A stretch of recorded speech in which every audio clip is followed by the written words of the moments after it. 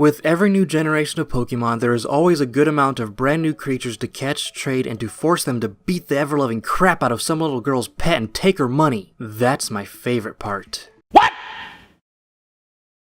While the Alolan region hasn't introduced many in terms of original Pokemon, this generation still has some amazing ones that I really enjoy using. And with Ultra Sun and Moon coming out in November, I thought it would be nice to talk about my top 5 favorite 7th gen Pokemon. Now for this list, I judged the Pokemon on their design, the lore behind the Pokemon, and how much I enjoy using them in battle. I won't include any Alolan forms of older Pokemon because they're technically just new versions of Gen 1 Pokemon. I may do a list of Alolan forms later, it depends on how well this video is received and if you guys want it, so let me know. And finally, this is just a list of my personal favorites. You may or may not agree with me, and that's perfectly fine. This is just my opinion, these aren't facts. I'm not saying my number 1 is definitively the best, I just really like it and that's all. But with all that said, let's start with number 5.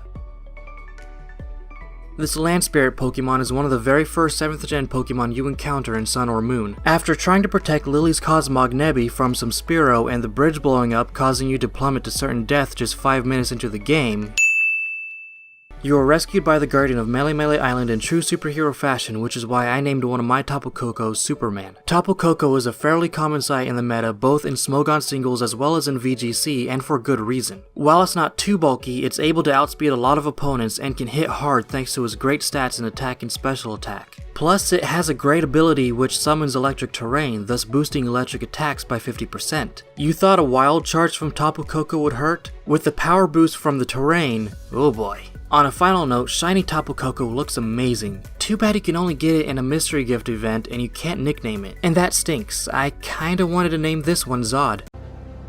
Heresy! After Tapu Koko saves your life, Kahuna Hala gives you with one of 3 starter Pokemon to begin your journey through the rest of the game. We all know who they are, Rowlet, Litten, and Popplio. I'll admit, on my first playthrough I chose Litten, and even to this day I have a difficult time deciding who I like more between the final evolutions Incineroar and Decidueye. Sorry Primarina. For this list I had to pick one because I didn't want to tie in any category, so I chose Decidueye as number 4 because I like his design a bit more. I mean come on, it's the green arrow of Pokemon.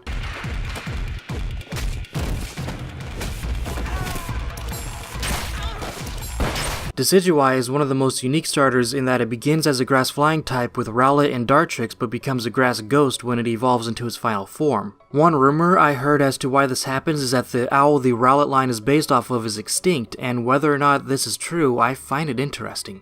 Decidueye may not have the best stats, but it comes with a couple of unique moves. It can learn Defog as an egg move, so if you can't add another electric weakness to a team but need an answer for entry hazards, this owl isn't a bad choice. It also has access to Sucker Punch and has the unique ghost move Spirit Shackle, which prevents switching. It can come in handy if you're up against someone whose strategy includes a lot of switching in and out of battle. When I first saw Wimpod in its reveal trailer, I really didn't think much of it. It was cute, and I found it hilarious that it's a wimpy Pokemon with an ability that forces it to switch out upon receiving too much damage. But then I saw its evolution. I mean, that bug must have spent all day every day at the gym because he got ripped. I think he skipped leg day though. Golisopod, in my opinion, is one of the best designs for a bug-type Pokemon. It's equal parts intimidating and creepy. In fact, I wish his ability was Intimidate, that fit this guy great. I mean, you wouldn't want to see this guy creeping behind you in a dark alley, right?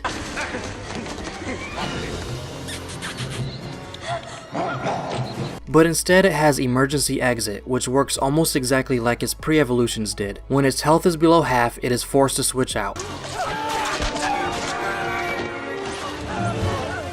That makes setting up with Golisopod almost useless, but it has a couple of tricks up its sleeves, or claws. It has insanely impressive attack and defense stats. You can run Leech Life on it to help with longevity, it's part water type so it doesn't have to run from fire types like most bugs, and it has the move First Impression, which is like a much stronger bug type version of Fake Out.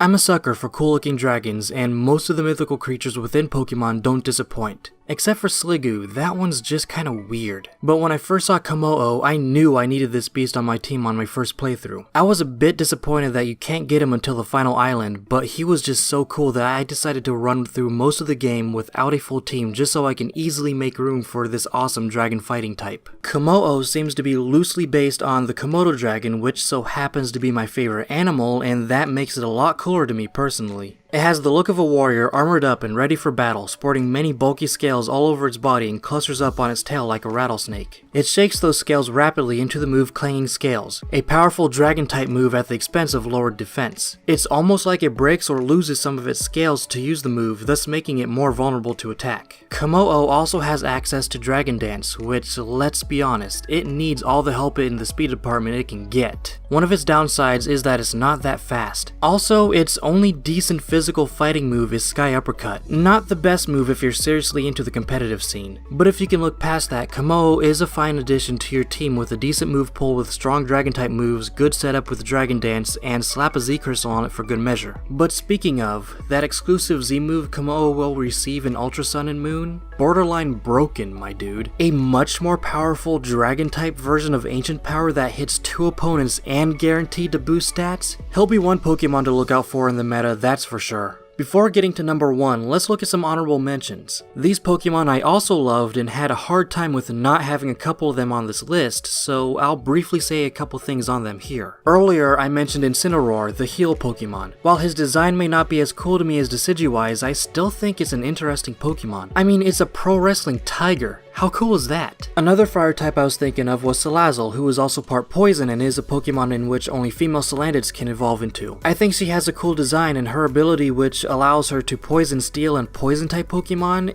it can come in handy as a check to some stall sets. Passimian I also really like, mostly because its design reminds me a little bit like King Julian from Madagascar, and also it looks like a rugby playing monkey. Don't know why, but it amuses me, and I don't even like sports. Finally, I had a hard time picking between 2 of these 3, so I'll just say I like the entire Grubbin line. It's a cool transition from little grub to intimidating beetle. Vikavolt is an amazing bug type with a good move pool that can work well with an Assault Vest set. As with its middle evolution, Charge-a-Bug, just listen to its cry.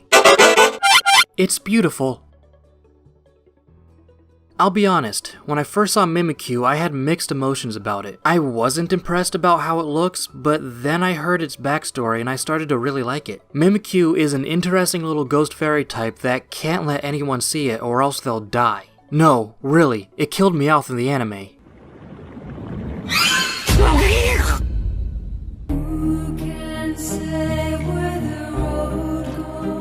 Fortunately, he came back to life, but this Pokemon can literally kill with its looks. It feels lonely because of this, so it makes its own Pikachu costume to hide under in the hopes of being loved like the series mascot. A Pokemon that cosplays just so it can fit in and hopefully make friends and be loved? That's so sad. My heart broke when I heard about Mimikyu's backstory. And fortunately for Mimikyu, it's quite good competitively. While its base stats aren't all that impressive, it has probably the best ability for any setup strategy: Disguise. You get 1 free turn to set up a Swords Dance without any worry of taking a hit from your opponent. It's like a substitute, but without sacrificing a move slot, a turn, or HP. Once Mimikyu is set up, it can potentially sweep and hold its own in Smogon's OU tier because of this. But I've talked enough, and I would love to hear your top 5 7th gen Pokemon. Also, would you want me to make more top 5s? It's something I've been considering, but this is more time consuming than I thought, so I'd want to hear your opinions before deciding on whether or not to do more. So let me know, and with all that, I'll see y'all later.